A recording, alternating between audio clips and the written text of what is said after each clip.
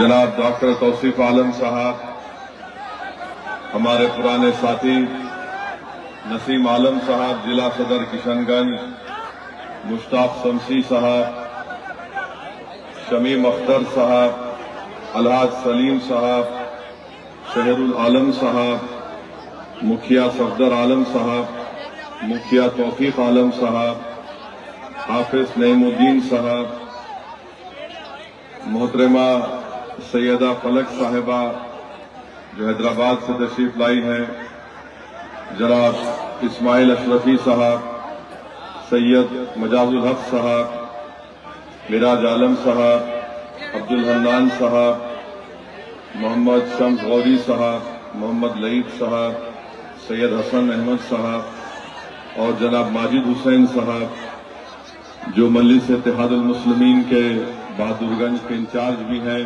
और हैदराबाद के रुकन असेंबली विधायक भी हैं। मैं सबसे पहले आप तमाम का बेहद शुक्रिया अदा करता हूं कि आप लोग इतनी बड़ी तादाद में यहां पर जनाब तौसीफ आलम साहब के इस इंतखाबी जलसे को कामयाब करने के सिलसिले में आप यहाँ तशरीफ लाए। मैं दिल की गहराइयों से हमारी इज्जतदार माँ और बहनों का भी शुक्रिया अदा करता हूँ जो एक बड़ी कसीर तादाद में आज यहाँ पर आई हैं। मैं उनका भी शुक्रिया अदा करता हूँ।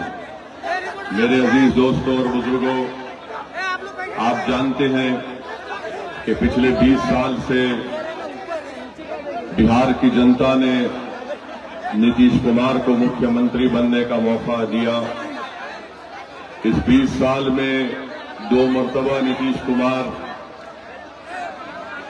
अपनी पार्टी में कभी बीजेपी को साथ रखा तो कभी राजद को साथ रखकर तेजस्वी यादव को 2 मरतबा उप मुख्यमंत्री बनाया। और आप जानते हैं कि मजलिस 11 साल पहले जब यहां पर बिहार की सरजमीन पर आई तो हमने इस बात का आपसे वादा किया था कि हम बिहार के साथ हमारी सबसे बड़ी लड़ाई होगी, सीमांचल की जनता के इंसाफ की लड़ाई हम लड़ेंगे। आज 11 साल का एक लंबा सफर हमने तय किया। हमको कामयाबी भी मिली, हमको नाकामी भी मिली, मगर जब कामयाबी आपने और अल्लाह ने हमको दी तो हम गुरूर और तकब्बुर का शिकार नहीं हुए। जब हमको नाकामी मिली तो हम आपको छोड़कर नहीं गए, बल्कि हम आज भी असदुद्दीन ओवैसी आपके दरमियान में खड़े होकर पूरी जिम्मेदारी के साथ हमारे बुजुर्गों को, हमारे गयूर नौजवानों को, हमारी माँ और बहनों को इस बात का आश्वासन देता है, वादा करता है कि अल्लाह जब तक असदुद्दीन ओवैसी को जिंदा रखेगा मैं सीमांचल के इंसाफ की लड़ाई को जारी रखूंगा। कोई दुनिया की ताकत मुझे रोक नहीं सकती बिहार और सीमांचल आने के लिए। आपको ये बात बताना जरूरी समझता हूं कि बीजेपी हो, राजद हो या कांग्रेस हो या लोजपा हो, इन सब का एक ही बात इनको कहना है कि ओवैसी यहां क्यों आता है। आखिर क्या वजह है कि असदुद्दीन ओवैसी 1500 किलोमीटर दूर से निकलकर सीमांचल की सरजमीन को आता है, बिहार को आता है। मैं उन तमाम पार्टीज को बताना चाहता हूं, चाहे वो भाजपा हो, जेडीयू हो, कांग्रेस हो, राजद हो या एलजेपी हो, आप जानते हैं, छोड़ दीजिए, छोड़ दो भाई, ओ भाई साहब, 6 फुट 3 इंच का आदमी खड़ा है, देखो ना।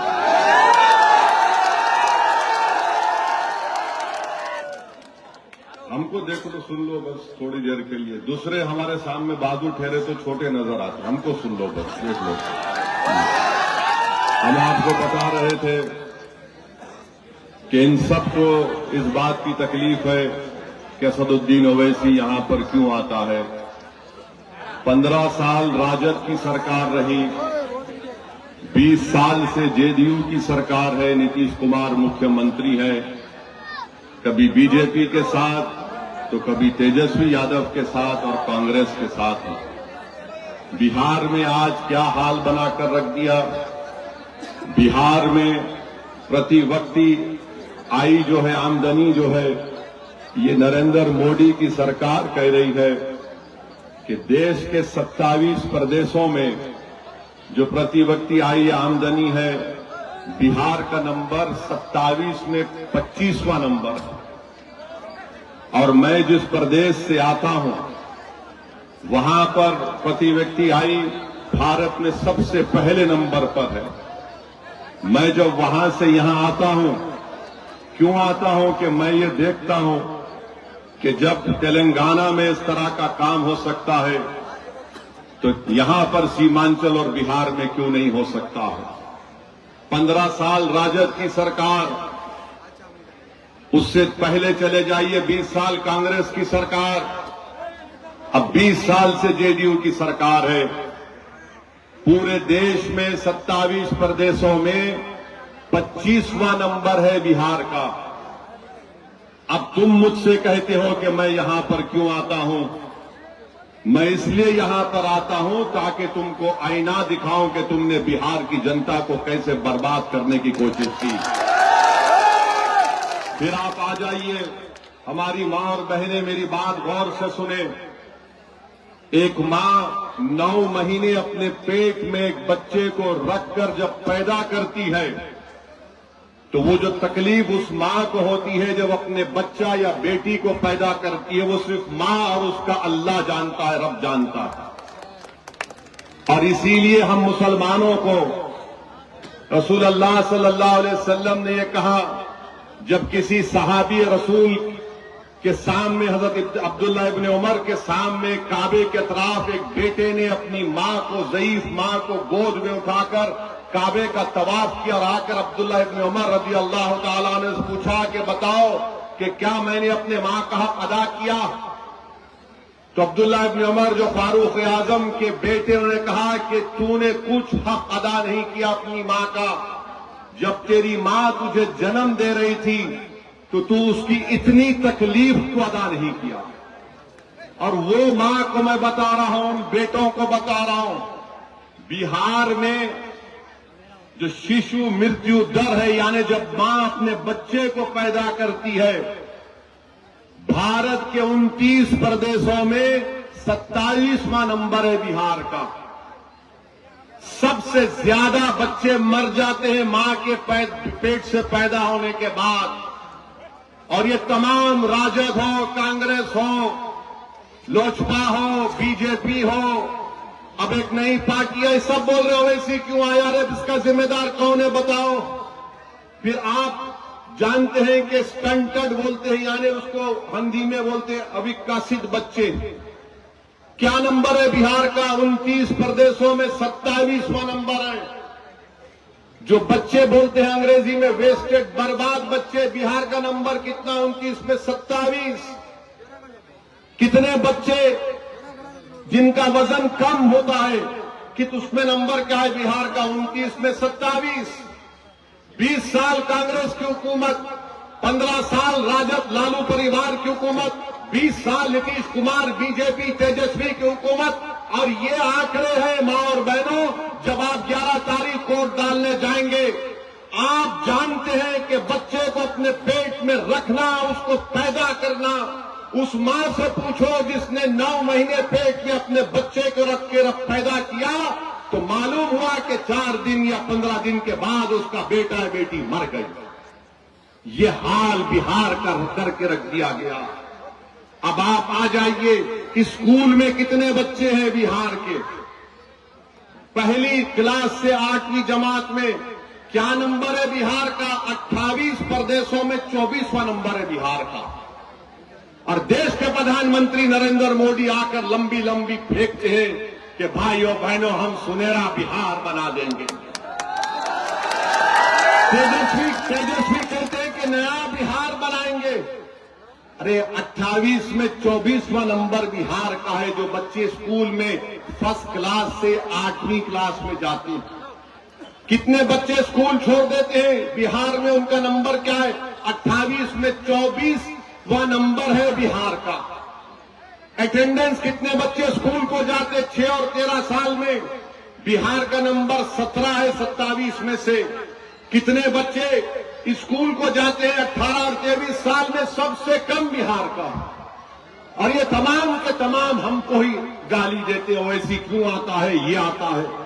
अब आप ये बताइए, आपको जानकर तकलीफ होगी कि बिहार में सिर्फ 9% घर में पानी की पाइपलाइन से पानी आता। 20 साल कांग्रेस की सरकार, 15 साल लालू परिवार की सरकार, 20 साल नीतीश कुमार तेजस्वी मोदी की सरकार, और आप हमको गाली देते हैं तुम सिर्फ 9% घर में पानी का लाइन लेकर गए और बड़ा दावा करते नल जल। अब आप जब सीमांचल की हम बात करते हैं, सीमांचल में आप देख लो कितना जुल्म सीमांचल में हो रहा है। हमारी मां और बहनों, सीमांचल में सबसे ज्यादा शिशु मृत्यु दर, जो बच्चा अपनी मां की कोख से पैदा होता है, सबसे ज्यादा मौत मुस्लिम और खवातीन के बच्चों की होती है। अब आप मुझसे कहते हैं ये क्यों होता है? आप जानिए, सबसे ज्यादा बिहार में गांव में जो मां अपने बच्चे को या बेटी को पैदा करती है, सबसे ज्यादा 90% मुस्लिम हमारी बेटियां अपने घर में पैदा करती हैं। क्यों पैदा करती हैं? क्योंकि जिन जिन ने राज किया बिहार पर, वो अस्पताल नहीं बना सके। मेरे भाई, ताली मारने के लिए नहीं, सोचने के लिए है। और फिर बिहार के गवर्नमेंट का डेटा है कि गरीबी रेखा के दर से बिहार में मुसलमान 50% गांव में गरीबी रेखा के नीचे जिंदगी गुजारते हैं, शहर में 44% गुजारते हैं। ये किशनगंज का जिला है, यहां पर खवानगी का तनासुब खाली 55% है। 55% किशनगंज में है। और बच्चे जिसको मैंने अभी आपके सामने रखा, किशनगंज जिले में जिसको कहते अविकसित बच्चे, कितने हैं किशनगंज में? जिला में 50%। गरीबी कितना है किशनगंज जिला में? 44%। और कितना इलाका इस किशनगंज का जो सैलाब आता है, कटाव होता है, 55% इलाका जिले का सैलाब आता है। और ये सब के सब हमको गाली देते हैं। अबे यार, तुम लोग इतने साल हुकूमत करे, 20 साल कांग्रेस ने किया, 15 साल लालू परिवार ने किया, 20 साल नीतीश कुमार, नरेंद्र मोदी, तेजस्वी यादव ने किया, और तुम हमको बोल रहे हो। मैं तुम्हारे मुंह पर ये फेंक रहा हूं, अगर गीरत है तो तुम बहादुरगंज या सीमांचल में वोट मांगने मत आओ। तुम लोग, तुमने धोखा दिया इस जनता को, तुमने धोखा दिया इस जनता को। और आज हमको बोलते हैं कि क्यों आ रहे हैं? इसलिए आ रहे हैं ये नाइंसाफी को खत्म करने के लिए। हम कब तक तुमको वोट डालकर हमारे माँ जो बच्चे पैदा करते हैं उनकी खबरों पर तुम अपने इक़्तिदार के महल तामीर करोगे? हमारा बच्चा बेटी स्कूल को नहीं जाता, उनका मुस्तकबिल बर्बाद हो गया। अब अगर तुम्हारी औलाद का बेटा मुख्यमंत्री बनेगा, ये नहीं हो सकता है भाई। ये लड़ाई बराबरी की है, ये लड़ाई सम्मान की लड़ाई मजलिस इत्तेहादुल मुस्लिमीन लड़ रही है। सीमांचल के इंसाफ की लड़ाई मजलिस इत्तेहादुल मुस्लिमीन लड़ रही है। ये बात बताने के लिए असदुद्दीन ओवैसी आज आपके दरमियान में आया, और हम आपसे वादा करके जा रहे हैं कि इंशाअल्लाह ताला, अब आप देखिए, सीमांचल की हम बात कर रहे थे ना, आपने नरेंद्र मोदी को सत्ता दी, 3 मर्तबा प्रधानमंत्री बनाया, नीतीश कुमार को सत्ता दी, 20 साल मुख्यमंत्री, आपने लालू परिवार को सत्ता दी, 15 साल मुख्यमंत्री, 20 साल में 2 मर्तबा तेजस्वी मुख्यमंत्री। अब बताओ सीमांचल में क्या किया? सीमांचल में क्या किया और पटना में क्या किया? आप देख लो, पटना में एम्स है, पटना में IIT है, NIT है, NIFT है, NLU है, PMCH है, NMCH है। राजगीर और गया में IIM है, सेंट्रल यूनिवर्सिटी है, नालंदा यूनिवर्सिटी है, बिहार पुलिस अकादमी है। और सीमांचल में क्या है? एक किशनगंज में अलीगढ़ मुस्लिम यूनिवर्सिटी का टीन और एस्बेस्टस के शेड पर चलने वाला एक सेंटर है। यानी जो कुछ होगा उधर होगा। और पटना से सीमांचल की दूरी 300 किलोमीटर की है। ऐ दिल्ली और पटना में बैठने वालों, इख्तिदार पर बैठकर सीमांचल की जनता से जुल्म करने वालों, तुम इतना सब बना दिए पटना और राजगीर में, तो सीमांचल ये इंसानों की बस्ती है। यहाँ पर हिंदू भी है, मुसलमान भी है, दलित भी है, सब है यहाँ पर। आखिर क्यों तुमको सीमांचल से इतनी नफरत है? बताओ क्यों तुमको नफरत है? इतना सब तुमने बना दिया। क्या क्या बना दिया तुमने पटना में? मोदी को 3 मर्तबा प्रधानमंत्री बनाया तो मोदी का दिल अटका हुआ रहता अहमदाबाद में।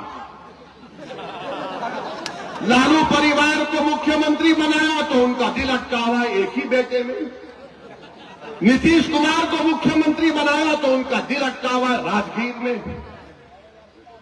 अब बताइए क्या होगा सीमांचल का फिर? और फिर बीजेपी क्या बोलती है? सीमांचल में घुसपैठी है, सीमांचल में घुसपैठी है। हमारे शेरशाहवादी भाइयों को कहते हैं, वो उनका एक मिनिस्टर आकर कहा बढ़िया बढ़िया लोगों को घुसपैठी कह दिया। नरेंद्र मोदी की सरकार के मंत्री शेरशाहवादी बढ़िया जबान बोलते हैं, मगर बढ़िया इंसान भी है वो। तुम इस तरह की इल्जाम सीमांचल की जनता पर नहीं लगा सकते। घुसपैठी, अरे घुसपैठी आ रहा है तो मैं गृह मंत्री हूं देश का, या तौसीफ आलम प्रधानमंत्री है देश का। तुम्हारी नाक के नीचे अगर कोई आ रहा है तो तुमको इस्तीफा देना पड़ेगा। तुम सीमांचल की जनता पर इस तरह का इल्जाम नहीं लगा सकते। तुम सीमांचल में क्यों नहीं काम करवाया बताओ? इतना सब तुमने पटना राजगीर में खोल दिया, सीमांचल में क्या खोला? तो बोलेंगे एयरपोर्ट खोला। अबे वो लड़ के खोलना पड़ा। अब हमारे भाषण के बाद लोग बोलेंगे वैसी तू क्या करेगा? मेरे भाई, मैं तुमको कह रहा हूं सीमांचल चांद पर नहीं है, सीमांचल बिहार में है। और हम ये करना चाहते हैं कि सीमांचल में एक फास्ट ट्रैक एक ट्रेन चले दिल्ली सीमांचल से। किसको नहीं आ रहा आवाज? हमारी आवाज नहीं आ रही? अच्छा, फोन पे नहीं आ रही? ना कोई फोन नहीं लगेगा। सिर्फ कनेक्शन ओवैसी से पैदा हो गया, कोई फोन नहीं। आप कोई लगा, खाली हमारी आवाज चलेगी। तो ट्रेन चलना चाहिए दिल्ली सीमांचल, एक रेल लिंक चाहिए। और डेली पटना किशनगंज अरारिया वंदे भारत चलना चाहिए। अच्छा, फैक्ट्री क्यों नहीं लगती? हम ये मुतालबा करेंगे, हम करवाएंगे NH-31 NH-57 पे फैक्ट्री लगे और लगाएंगे इंशाअल्लाह ताला। और हम सीमांचल में, सुनो, सीमांचल में 100 से ज्यादा कम्युनिटी क्लिनिक का मुतालबा करेंगे और बनाएंगे इंशाअल्लाह ताला। जहां पर डॉक्टर दवा नहीं है इंतजाम करेंगे, सरकार में आएंगे, सरकार को दबाएंगे, इलाज करेंगे सरकार का, ताकि सीमांचल की जो गरीबी का खात्मा हो सके इंशाअल्लाह ताला।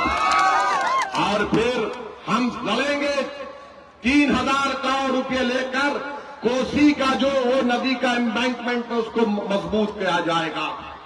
कम्युनिक आजकल फोन में ऐप मालूम ना, उस ऐप के जरिए से अगर सैलाब आ रहा तो इत्तला देने का इंतजाम मजलिस करवाएगी।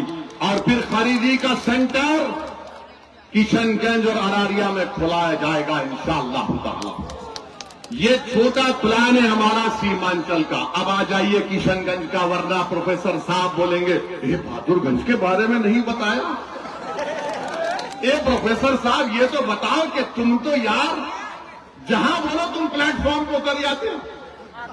कभी तुम एनसीपी में थे, उतरे, जेडीयू में चले गए, जेडीयू छोड़े तो जन अधिकार से निकले जन स्वराज, अब आप कांग्रेस में आ गए।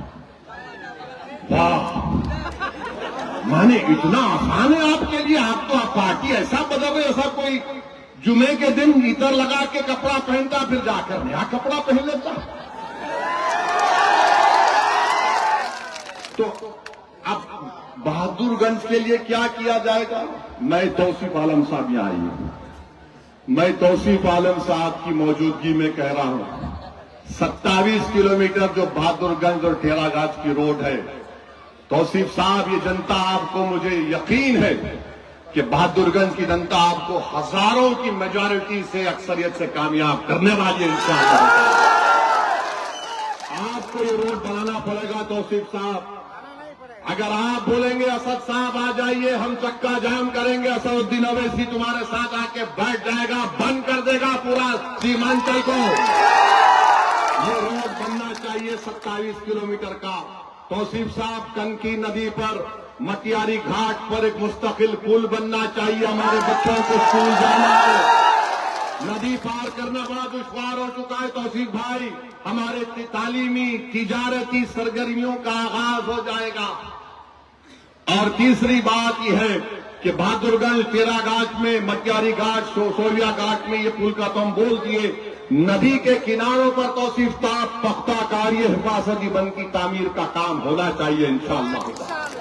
ये लड़ेंगे हम और ये काम कराएंगे। हेल्थ सेंटर बहादुरगंज और टेरागाछ में डॉक्टर और दवा नहीं है, जो डॉक्टर को नौकरी है और आ नहीं रहा है, मेरे पास बहुत बड़ी दवा है, याद रखो, जिसका नाम तौसीफ आलम है। आना पड़ेगा, बैठ के गरीबों का इलाज करना पड़ेगा। और हम आपको बताना ये भी चाह रहे हैं कि बीजेपी और जेडीयू क्या क्या उन्होंने नहीं किया, कितना बर्बाद कर दिया देश को, किस तरह से नफरत को आम कर दिया। आपको यह बात समझना है कि आज लोजपा का कैंडिडेट यहां पर है। बताओ, वक्फ का कानून इन्होंने बना दिया और ऐसा वक्फ का कानून बनाया कि मस्जिद, दरगाह, खानका, कब्रिस्तान सबको भाजपा और जेडीयू छीन सकता है।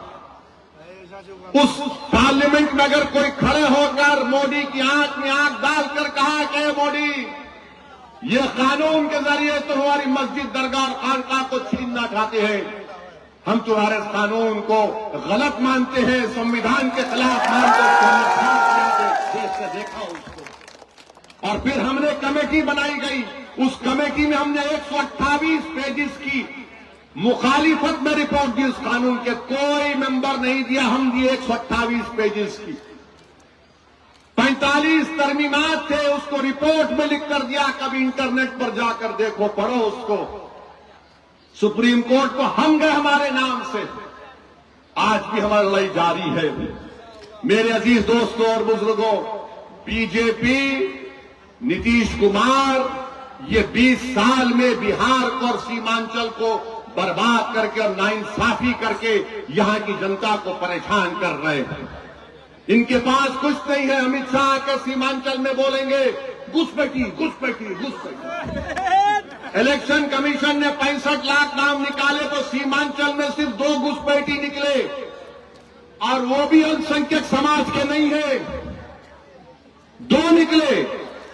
और बीजेपी वाले बोलते ओवैसी घुसपैठी है, ओवैसी घुसपैठियों को ला रहे हैं। सुनो, शेर चूहों का इलाज नहीं करता, बड़े बड़ों का इलाज करता है। आप बताइए क्या क्या हो रहा है देश में। अब आ जाइए, हमको राजद है, राजद के नेता ने कहा कि अगर हमको सत्ता मिलती है तो हम हर घर में नौकरी देंगे। बोला ना, कितना घर है बिहार में बताओ? बिहार में कितना घर है मालूम आपको? 2,75,00,000। कितना घर है? 2,75,00,000। यानी 2,75,00,000 जनता को नौकरी देना पड़ेगा ना। भारत सरकार के पास कितना नौकरी है? भारत सरकार के पास कितना गवर्नमेंट में नौकर है मालूम आपको? पूरा भारत सरकार के पास 55 मंत्रालय हैं। नौकर कितने हैं? 30,50,000। पूरे भारत सरकार में नौकर है 30,50,000। और तेजस्वी बोलता है कि बिहार में 2,75,00,000 लोगों को नौकरी दे देगा। अरे भाई, क्या कंपटीशन चल रहा है तुम में मोदी में लंबा लंबा फेंकने का? अच्छा, अभी अगर 2,75,00,000 लोगों को नौकरी देते भी है, समझिए, मान लिया, वरना बोलेंगे ओवैसी तेरा क्या। ठीक है, चलो, एक आदमी को तो कम से कम 25,000 देना पड़ेगा तनख्वाह, 25,000 देना पड़ेगा ना। अब 25,000 का अगर आप लगा लिए 2,75,00,000 तो करीब 8,28,000 करोड़ रुपए होंगे। कितना होगा? 8,28,000 करोड़ रुपए। और बिहार का कुल बजट कितना है? 2 लाख करोड़, 2 लाख करोड़। तो मालूम हुआ कि ये बोल रहे हैं कि मोदी फेंक सकते हैं तो मैं उनसे आगे फेंकूंगा। याद रखो तेजस्वी, सीमांचल की जनता बड़ी बाशऊर है, इतनी भोली भाली नहीं है। ये गरीब जरूर है मगर झूठे को और सच्चे को पहचानने वाले हैं। आप बताइए बिहार का बजट 2 लाख करोड़, अगर 2,75,000 लोगों को नौकरी मिलेगी, 2,75,00,000, 2 करोड़, तो उसका बजट होगा 8,28,000 करोड़ रुपए। क्यों ऐसा बोलते मेरे भाई? और तुम हमारे विधायक को बोलते ये पढ़ा लिखा नहीं है। ये सबसे काबिल आदमी है, ये सबसे ईमानदार आदमी है। ये जिस पार्टी में रहा उसका वफादार बनकर रहा। और हमने इनका नाम कब ऐलान किया? चुनाव से पहले नहीं, 4 महीने पहले अप्रैल में आकर किया था बहादुरगंज में कि तौसीफ आलम मजलिस का उम्मीदवार होगा। मेरे अजीज दोस्तों और बुजुर्गों, तो ये जो कंपटीशन हो रहा है लोगों को बेवकूफ बनाने का, इसमें आप मत पड़िए। जो हमने आपके सामने रखा सीमांचल के लिए, ये चीजें हम हासिल कर सकते हैं। और जो लोग गठबंधन की बात कर रहे हैं, मैं उनसे पूछना चाह रहा हूं कि तुमने गठबंधन में मल्ला वीआईपी पार्टी को लिया, तुमने गठबंधन में मल्ला वीआईपी पार्टी को लिया और उसने इलेक्शन से पहले तेजस्वी के बाजू बैठकर कह दिया कि हम उप मुख्यमंत्री होंगे, मल्ला का बेटा उप मुख्यमंत्री होगा। मैं सलाम करता हूं मल्ला बरादरी को जो बिहार में 3 और 3.5% के दरमियान में है। मैं 17% हमारे भाई बहनों से, अल्पसंख्यक समाज से पूछना चाह रहा हूं, मेरे भाई तुम कब अपनी जबान को खोलोगे? तुम कब तक सिर्फ असदुद्दीन ओवैसी को गाली दोगे? तुम कब तक मजलिस को बदनाम करने की कोशिश करोगे? याद रखो, मजलिस सीमांचल के घर घर में पहुंच चुकी है।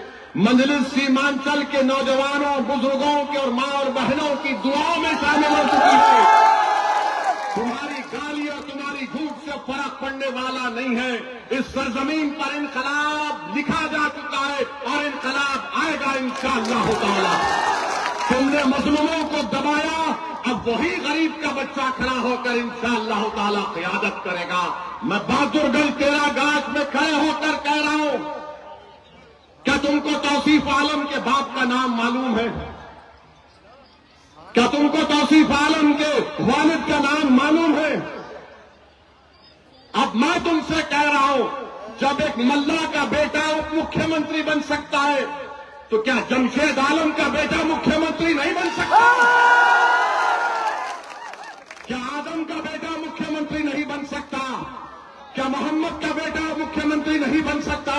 क्या अबू बकर का बेटा, उस्मान का बेटा, उमर का बेटा, अली का बेटा मुख्यमंत्री नहीं बन सकता? क्या फातिमा का बेटा मुख्यमंत्री नहीं बन सकता? बन सकता है, मगर शर्त यह है कि आपको इत्तेहाद को मजबूत करना पड़ेगा।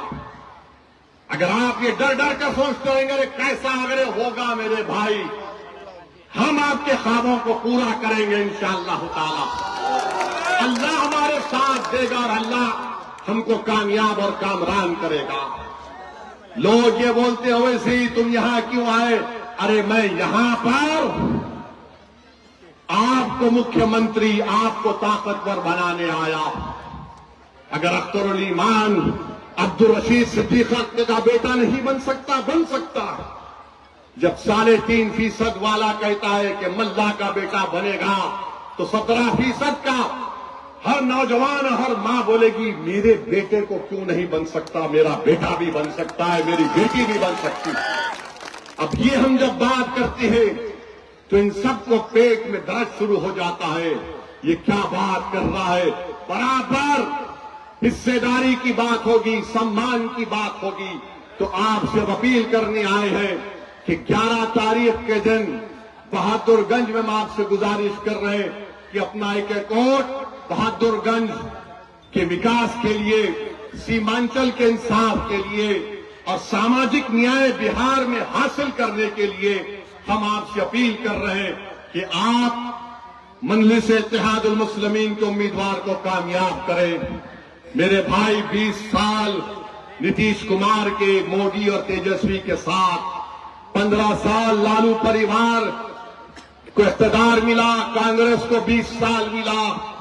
एक मर्तबा आप पूरी ताकत के साथ मजलिस को मजबूत कर दीजिए। और मैं आखिर में हमारे अंजार नईमी साहब को भी अपनी तरफ से सलाम अलैकुम बोलना चाहता हूं।